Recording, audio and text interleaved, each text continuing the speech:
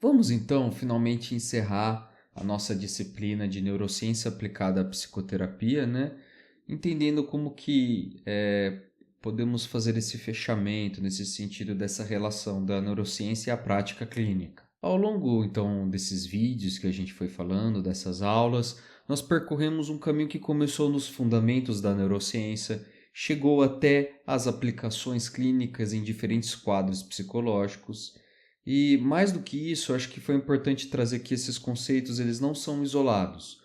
O objetivo aqui foi justamente construir de uma maneira integrada e pensar a psicoterapia a partir de um modelo neurocientífico da mente, do comportamento e da relação interdependente entre os processos universais. Isso, então, nós discutimos regiões cerebrais, nós discutimos os sistemas neurobiológicos, neurotransmissores, redes neurais, estabelecemos uma base importante. O funcionamento psicológico não pode ser reduzido a uma única estrutura, a um único mecanismo.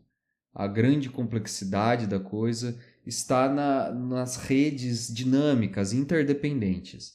Então, o mais interessante da neurociência é a gente parar de olhar de uma maneira simplista e olhar de maneira mais complexa, mais simultânea, mais interdependente, em que existem todos esses processos que acontecem de maneira simultânea, né? De maneira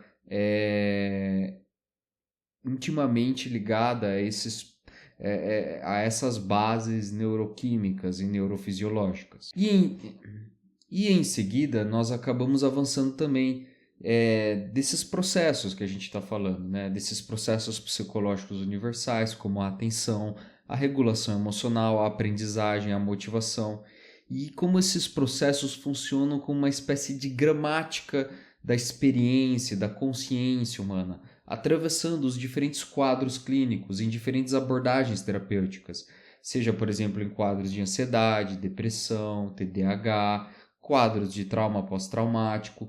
Então, tudo isso dentro dessa gramática da neurociência. Por isso que a gente pode falar que a gente mudou o foco.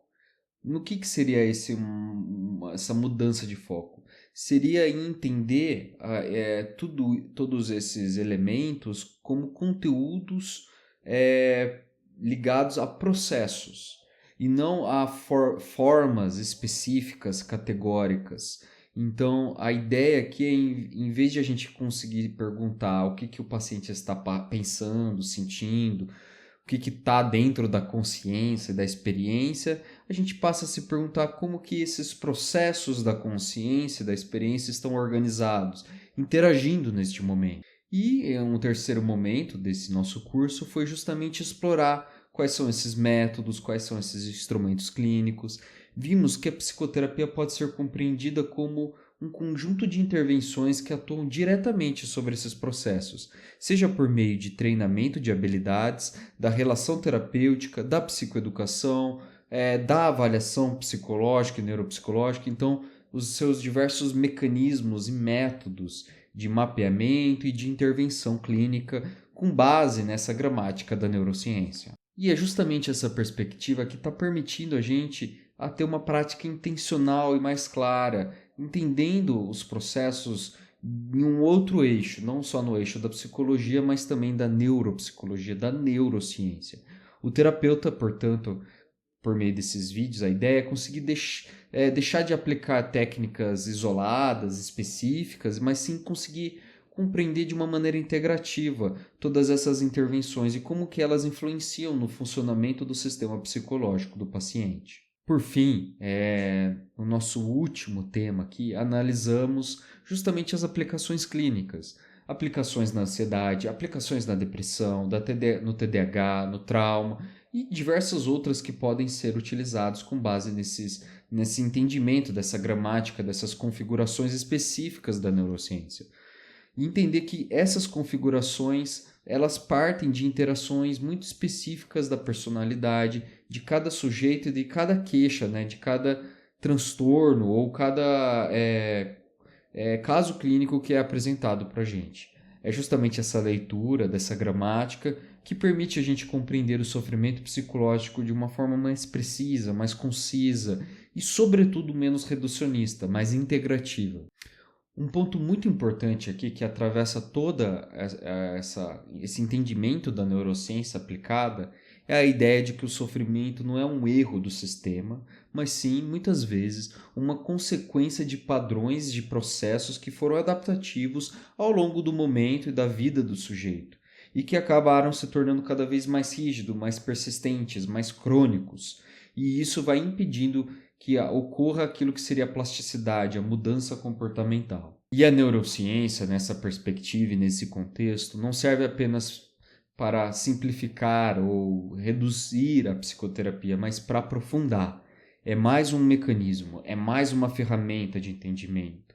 Nós nunca vamos acessar a completude, né? O final do conhecimento, mas nós vamos criando cada vez mais técnicas, cada vez mais mecanismos, cada vez mais gramáticas, e é assim, por meio dessas linguagens, né, que a gente vai conseguir descrever com maior precisão os processos que antes eram sem forma, né, mais subjetivos, entender como esses processos se organizam, como eles se modificam, como eles são transformados. Isso sim é o mais importante. Ao mesmo tempo, é fundamental que a gente consiga evitar qualquer tipo de reducionismo biológico.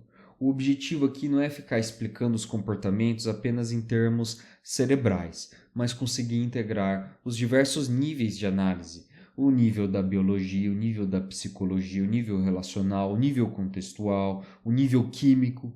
Então, tudo isso que vai dar a qualidade da inteligência do psicoterapeuta, conseguir ter essas diversas linguagens, essas diversas ferramentas clínicas, de gramáticas de entendimento da realidade humana. A psicoterapia, nesse sentido, continua sendo essencialmente no processo humano.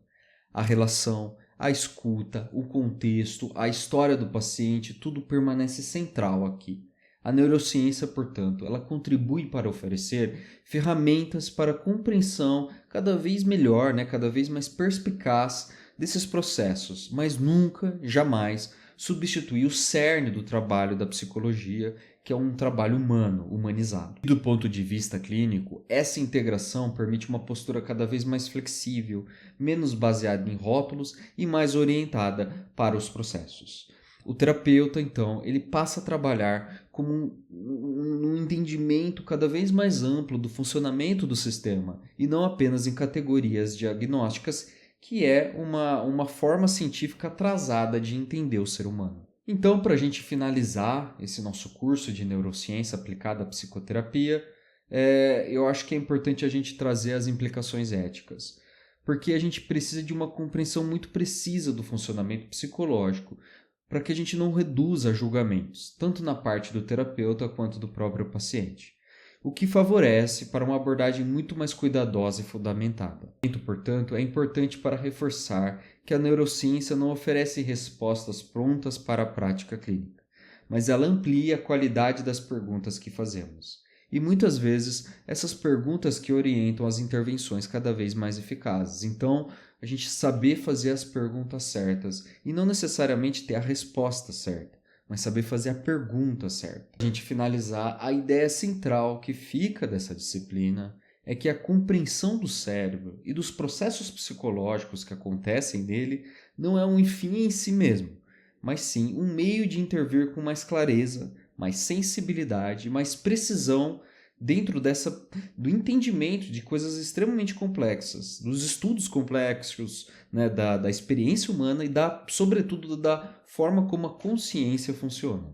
E é nesse ponto que a neurociência e a psicoterapia se encontram de forma produtiva, nessa interseção entre essas dimensões que anteriormente não eram muito bem elaboradas, que é uma perspectiva objetiva e uma perspectiva subjetiva do conhecimento humano.